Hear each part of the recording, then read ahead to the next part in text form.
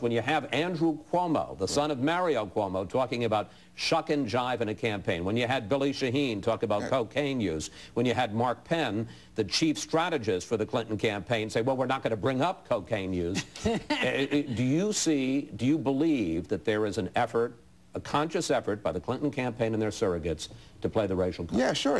Look, I don't think there's any question. This touches back on what Britt said, I think, very accurately. You've got to bring Obama down to ground. And you've got to take away, when you go to an Obama event, as I've been going to, it's a Hannah Montana revival for all these young white kids. They think their history is being made and they're present and they've come back and Bobby Kennedy's, you got to bring, okay, so you start talking about abortion. Where was he? Is he voting president? Is he there?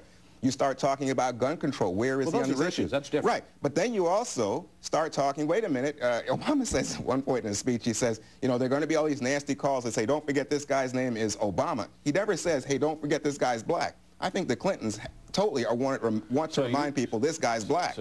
But Juan, isn't it dangerous for a Democrat seeking to hold the old Democratic coalition together to mess around with the race issue at all? I mean, don't you think that this is a very risky I mean, your view would, she was going to have to overwhelm Obama's black support with white votes. That's what you're saying in the party, which is mostly liberal and deeply sympathetic to African Americans.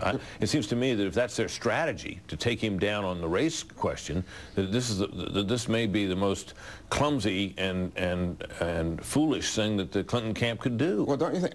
Britt, I don't know about clumsy. I thought a lot of it was code language, shuck and jive, the cocaine business. I think a lot of it was code language. And don't forget, when we look at the poll numbers coming out of New Hampshire, what we see is that it was working class white women and men who were overwhelmingly in support of her. It's the, you know, it's what people call derisively the white wine and brie crowd that's all for Barack Obama. Well, it's the knowledge class of white people. That's true, Juan, and under ordinary circumstances, and we've seen this happen in Democratic primaries past, where the candidate with new ideas and freshness and all that eventually loses out because the old Democratic coalition holds together. The problem is that African Americans are a key part of that. African Americans saved Walter Mondale's bacon when he headed into Super Tuesday 24 years ago. And saved Bill Clinton on Monica Lewinsky. Exactly. So if they mess around with this, aren't they in danger of alienating a constituency that could deprive Hillary Clinton of the nomination? Yeah, and I think both. Not. Wait a second. Okay. This is some political talk, but I can't believe I'm going to defend the Clintons here, but I'm going to defend the Clintons. We should not let it become an object. You're just trying to appeal to the New York Times writers, but go ahead.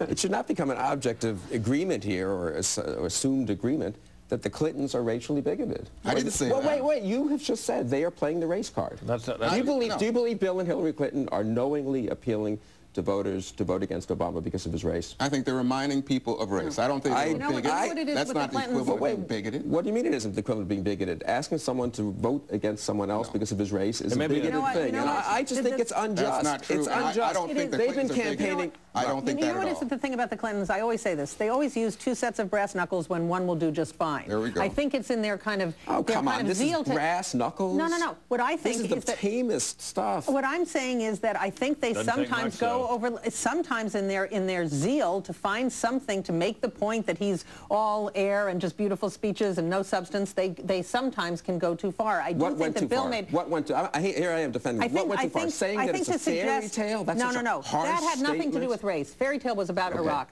I'm talking about to suggest that somehow Martin Luther King couldn't get it done and that she's somehow like Lyndon Johnson and all Barack Obama is someone who can give a nice speech. But I want to come back to an earlier point Bill made because it was a good one. The legitimate point that the Clintons did make about Obama in New Hampshire was this where's the beef question. And I think that he was running out the clock in New Hampshire. He came into New Hampshire with a huge lead. He thought all he had to do was kind of give the same inspiring speech over and over again. She, meanwhile, scared to death, you know, answered questions for 2 hours at a time, you know, pulled everything out of herself that she could. He needs to start doing that more in these upcoming contests. All right.